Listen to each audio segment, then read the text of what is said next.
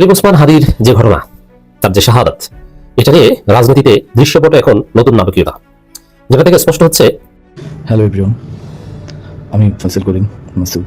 আপনারা ওসমান হাদিকে দুনিয়া থেকে সরিয়ে দিলেন কেন? আপনারা কি অর্জন করলেন? কারা? আওয়ামী লীগ। না, ওসমান হাদিকে যে হত্যা করেছে তাকে অতি দ্রুততার সাথে বিচারের সম্মুখীন করতে হবে। আমরা হন্য হয়ে খুঁজছিলাম তার খুনি ফয়সাল করিম মাসুদকে, কিন্তু আজ সকালে যা দেখলাম তাতে পুরো বাংলাদেশের মানুষের চোখ কপালে উঠেছে। খুনি কি পলাতক? খুনি কি আন্ডারগ্রাউন্ডে? নাকি খুনি মন্ত্রণালয়ের ড্রয়িং রুমে বসে চা খাচ্ছে? আজ 3 জানুয়ারি 2026 শনিবার সকালে ফাঁস হলো এক ভয়ঙ্কর তথ্য। ওসমান হাদিকে নিয়ে বাংলাদেশের রাজনীতি হঠাৎ যেন অন্যদিকে ঘুরে গেছে। খেয়াল করেছেন?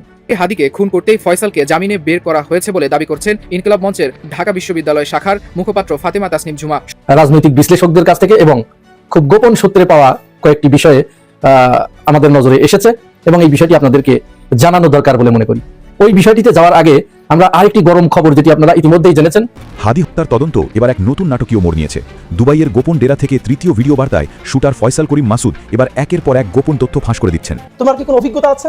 আমি বললাম কেমন অভিজ্ঞতা? বলে তুমি কোনোদিন ওয়ার্ড কাউন্সিলর হয়েছো? তুমি এমপি হইতে চাও? মানে এই আমার জাস্ট আমি ধৈর্য হারাই গেলাম। কিছু কিছু কুলাঙ্গার উঠে পড়ে নেমেছে জামাত আর চরমোনাইয়ের মধ্যে দ্বন্দ্ব তৈরির জন্য, সমাজে একটা বিভ্রান্ত সৃষ্টি করার জন্য।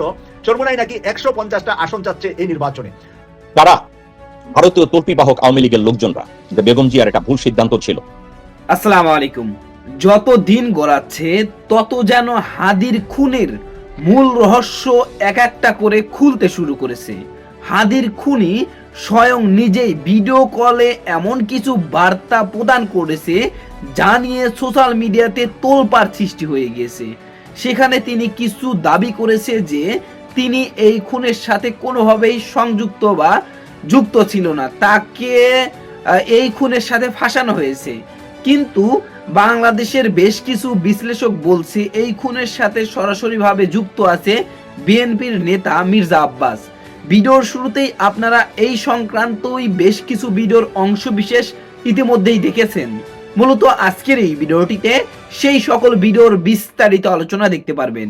ভিডিওর শুরুতেই যে সকল ভিডিও দেখেছেন তা থেকে হয়তো ইতিমধ্যেই আন্দাজ করতে পেরেছেন আজকের এই ভিডিওটি কতটুকু গুরুত্বপূর্ণ হতে চলেছে। অতএব চলুন না টেনে একটি লাইক দিয়ে সম্পূর্ণ ভিডিওটি দেখে আসি। শরীফ ওসমান হাদির যে ঘটনা, তার যে শাহাদাত, এটা নিয়ে রাজনীতিতে দৃশ্যপটে এখন নতুন নাটকীয়তা, যেটা থেকে স্পষ্ট হচ্ছে যে প্রফেসর ইউনুস এখানে নিরুপায়। তিনি ওসমান হাদি হত্যাকাণ্ডের কোনো রহস্য উদ্ঘাটন করতে এখন পর্যন্ত পারছেন না। আমরা একটা পর্যায়ে দেখেছিলাম যে ইউনুসের যথেষ্ট ডেভেলপমেন্ট, তখন ধারণা করেছিলাম যে না, ওসমান হাদি হত্যাকাণ্ড এটা সাগরণী হত্যাকাণ্ডের মতো ঘটনা হবে না, একটা কুল কিনারা হয়তো আমরা দেখতে পাবো। কিন্তু এখন আমরা দেখতে পাচ্ছি যে না, ওসমান হাদির হত্যাকাণ্ড সাগরণী হত্যাকাণ্ডের মতো একটা কেসে রূপ নিচ্ছে। হাসিনা যেরকম ইচ্ছা করে বলেন নাই বা বলতে পারেন নাই সাগরণী হত্যাকাণ্ডের রহস্য কি ছিল, কারা এটা করেছিল, এখন পর্যন্ত কোনো চার্জশিট কেউ দিতে পারেনি। এটা পৃথিবীর ইতিহাসে বিরল যে এরকম একটা হত্যাকাণ্ডের ঘটনা ঘটে অথচ কাউকে দায়ী করা যাচ্ছে না। হাজিব জিন ভূত এসে এই ঘটনাটা ঘটিয়ে দিয়েছে। ঠিক তদ্রুপ এমনকি দেখেন, সাগরণী হত্যাকাণ্ড থেকে আসি, ঠিক আছে, হাসিনা পারেনি, এটা হাসিনা নিজে করতে পারে বা তৎকালীন স্বরাষ্ট্রমন্ত্রী জড়িত থাকতে পারে, কিন্তু ফিরোজ কেন পারেনি? হাসিনা পালানোর পর সাগরণী হত্যাকাণ্ডের চার্জশিট হওয়ার কথা ছিল, কিন্তু হয়নি। বোঝা যায় যে সাগরণী হত্যাকাণ্ড এমন একটা কেস যেটা রহস্য উদ্ঘাটনে ইউনুস নিজেও নিরুপায়, করতে পারছে না। তো দর্শক, ইটস ভেরি সিগনিফিকেন্ট। এখানে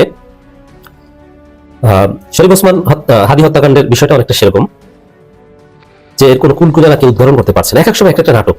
একবার বলা হচ্ছে যে ভারত ফেরত দিবে, 2 জনকে গ্রেপ্তার করেছে, পরে জানলাম যে ভুয়া, কাউকে গ্রেপ্তার করেনি, কাউকে ফেরত দেওয়ার তো প্রশ্নই আসে না। ভারত বলছে যে না, ভারতে থাকলে তারা গ্রেপ্তার করবে, সারাশি অভিযান চলছে। জুলকারনাইন সাহেব পুরো বাংলাদেশকে ঘুরায়। এর মানে ওসমান হাদিকে নিয়ে যে নাটকীয়তা চলছে, সেই নাটকের একটা গুরুত্বপূর্ণ চরিত্রে অভিনয় করছেন জুলকারনাইন সাহেব। এর মানে ষড়যন্ত্রকারী যারা এই ঘটনাটা ঘটিয়েছে তাদের গুরুত্বপূর্ণ দৃশ্যে গুরুত্বপূর্ণ অ্যাক্টর হিসেবে দায়িত্ব পালন করছেন জুলকারনাইন সাহেব। এ কারণে পুরো জাতিকে, ইউনুস সরকারকে, আমাদেরকে ঘুর পাক খাওয়াচ্ছে, ঘোল খাওয়াচ্ছে। একবার বলে যে ভারত ধরেছে, ধরবে, সারাশি অভিযান চলছে, আমরা আলহামদুলিল্লাহ বলেছি। আমার ইউনুস সরকারের প্রভাবশালী উপদেষ্টা রিজওয়ানা হাসান তিনি নিজেই বলেন যে না, ভারত ফেরত দিবে, ইনকিলাব মঞ্চের অবস্থান কর্মসূচিতে যে বলে। আবার সেই শুটার ফয়সাল অভিযুক্ত, তিনি একবার বলেন যে আমি এর সাথে জড়িত না, আমার পরিবারকে হয়রানি করা হচ্ছে। একবার দাড়ি সহ ভিডিও দেন, আর একবার দাড়ি কাটা ভিডিও দেন। একবার বলেন আমি দুবাইতে, আবার ঘটনা বিশ্লেষণ করে দেখা যায় যে না, তিনি দুবাইতে না। কেউ বলছেন তিনি ক্যান্টনমেন্টের মধ্যে আছেন, কেউ বলছেন ভারতে, কেউ বলছে দুবাইতে। এর মানে কি? ওসমান হাদি হত্যাকাণ্ড নিয়ে বিরাট নাটকীয়তা চলছে এবং পুরো জাতিকে ঘুরপাক খাওয়াচ্ছে, আমাদেরকে বোকা বানানো হচ্ছে।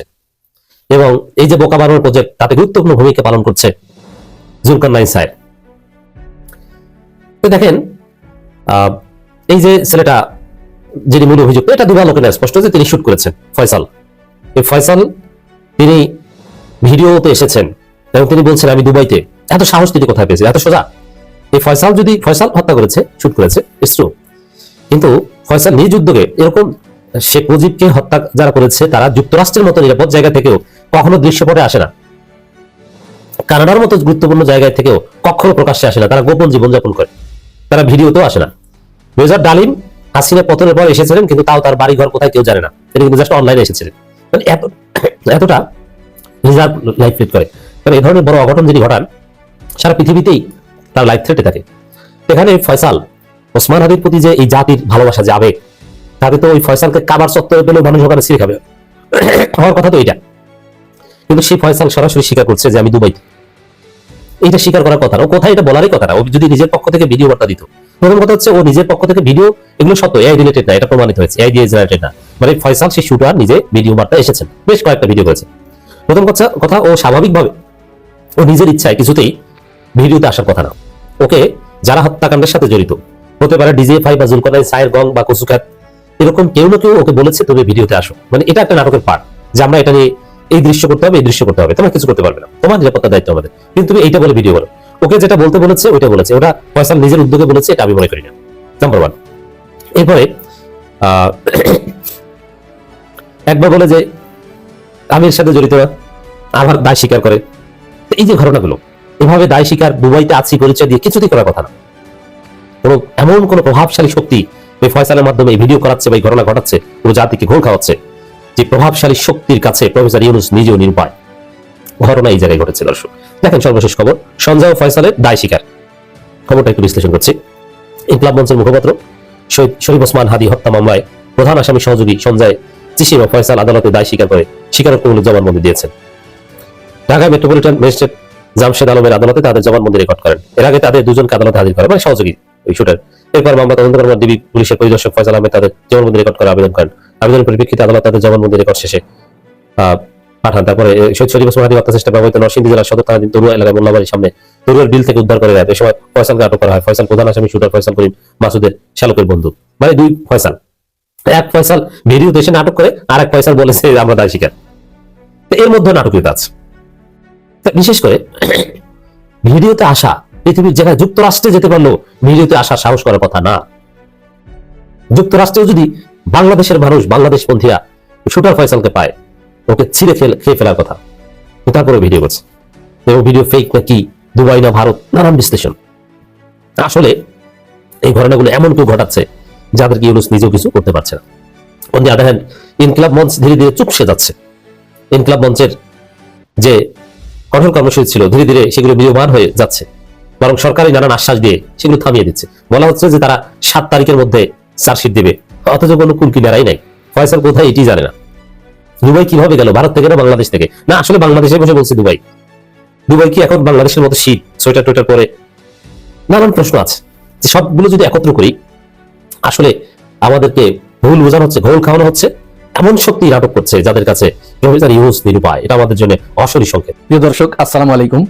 আপনারা নিশ্চয় লক্ষ্য করেছেন, গত 2 দিন ধরে একের পর এক জামাতের যে সমস্ত হেভিওয়েট প্রার্থী রয়েছে বিভিন্ন জায়গায়, যারা চরম দুর্দিনেও জামাতের হাল ধরতে পারে এবং প্রতিকূল পরিস্থিতিতেও বিজয় ছিনিয়ে আনতে পারেন, সেই সমস্ত প্রার্থীদের মনোনয়নপত্র বাতিল করা হয়েছে। যদিও জামাতের পক্ষ থেকে আজ আমি যখন এই ভিডিও করছি, শনিবার 3রা জানুয়ারি 2026 সাল, অ্যাডভোকেট এহসানুল মাহবুব জুবায়ের তিনি তার এক ফেসবুক পোস্টে লিখেছেন যে সমস্ত প্রার্থীদের মনোনয়ন বাতিল করা হয়েছে, এটি সাময়িক যাচাই বাছাই শেষে অনেক সময় অনেক অসঙ্গতি থাকে, এটি রিভিউ করার সুযোগ আছে, অতএব বিভ্রান্ত না হবার তিনি আহ্বান জানিয়েছেন। তার পক্ষ থেকে তিনি কাজটি করেছেন, ঠিক আছে। কিন্তু এই হেভিওয়েট প্রার্থীদের বেছে বেছে কেন প্রার্থিতা বাতিল করা হচ্ছে, এই বিষয়ে রাজনৈতিক বিশ্লেষকদের কাছ থেকে এবং খুব গোপন সূত্রে পাওয়া কয়েকটি বিষয়ে আমাদের নজরে এসেছে এবং এই বিষয়টি আপনাদেরকে জানানো দরকার বলে মনে করি। ওই বিষয়টিতে যাওয়ার আগে আমরা আরেকটি গরম খবর, যেটি আপনারা ইতিমধ্যেই জেনেছেন, আমাদের বাংলাদেশের ক্রিকেটের কাটার মাস্টার মুস্তাফিজ দীর্ঘদিন ধরে আইপিএলে তিনি খেলেন কলকাতা নাইট রাইডার্সের হয়ে। আজ আইপিএল তাকে ডেকে অপমান করে তাকে না খেলানোর ঘোষণা জানিয়ে দিয়েছেন এবং তার সাথে চুক্তি বাতিল করেছে। জানা গেছে এটি ভারতীয় ক্রিকেট বোর্ডের নির্দেশেই আইপিএল কর্তৃপক্ষ এই কাজটি করেছে। স্বাভাবিকভাবেই বাংলাদেশের মানুষের মনে এই বিষয়টিতে আঘাত লেগেছে, তারা চরম ক্ষুব্ধ হয়ে উঠেছে এবং বাংলাদেশের মানুষ সরকারের প্রতি জোর আহ্বান জানিয়েছেন যে কলকাতার যে সমস্ত টিভি চ্যানেলগুলো, ভারতের যে সমস্ত টিভি চ্যানেলগুলো বাংলাদেশে পরিচালিত হয়, সম্প্রচার হয়, এইগুলো বাতিল করতে হবে, নিষিদ্ধ করতে হবে। ভারতীয় পণ্য বয়কটেরও ডাক দিয়েছেন কেউ কেউ এবং বিশেষ করে ক্রিকেট প্রেমীরা, বাংলাদেশের ক্রিকেট আমোদীরা তারা ঘোষণা দিয়েছে যে আইপিএল তারা আর কোনোদিনও দেখবে না। এরই মধ্যে আমার দেশ পত্রিকা ঘোষণা দিয়েছেন তারা আইপিএল এর কোনো সংবাদ পরিবেশন করবে না।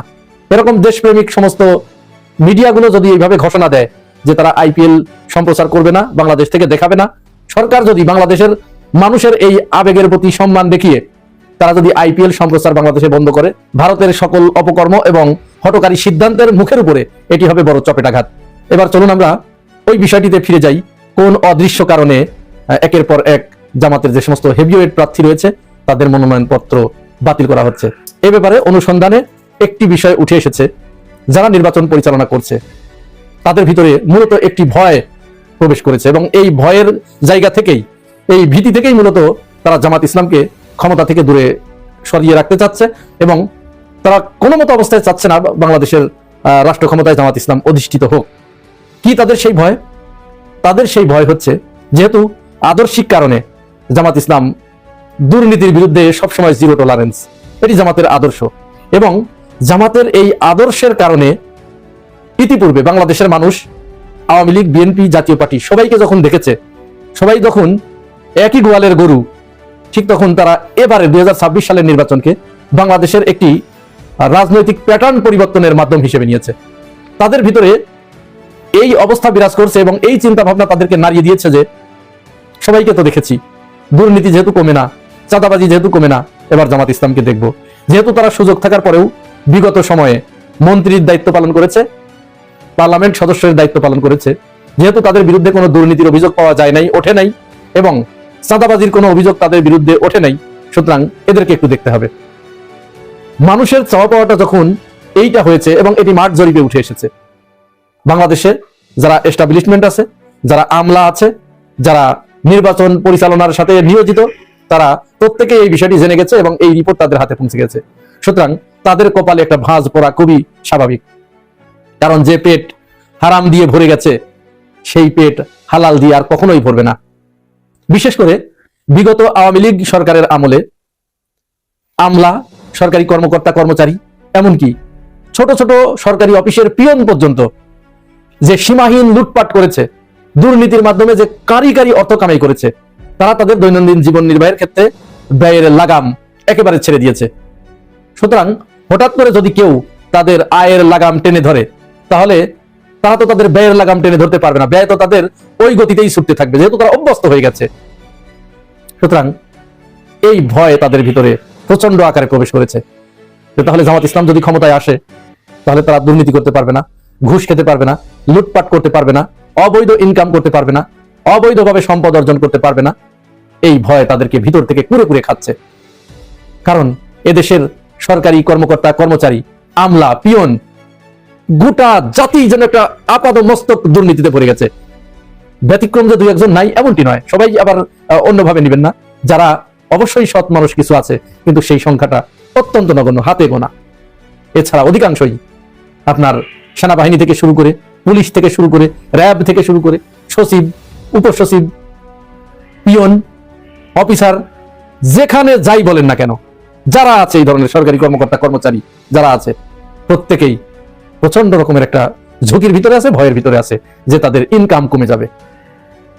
এই ভয় থেকে মূলত তারা জামাত ইসলামকে যে কোনো ভাবে ঠেকানোর জন্য উঠে পড়ে লেগেছে। তারা এটি বুঝতে পেরেছে যে তাদের এই ইনকাম ধরে রাখতে হলে কাদেরকে তাদের দরকার, কারা রাষ্ট্র ক্ষমতায় আসলে তাদের এই ইনকামের উপরে কোনো রকম প্রভাব পড়বে না, তাদের পকেটের উপরে কোনো রকম প্রভাব পড়বে না, এটি তারা বিচার বিশ্লেষণ করে ফেলেছে।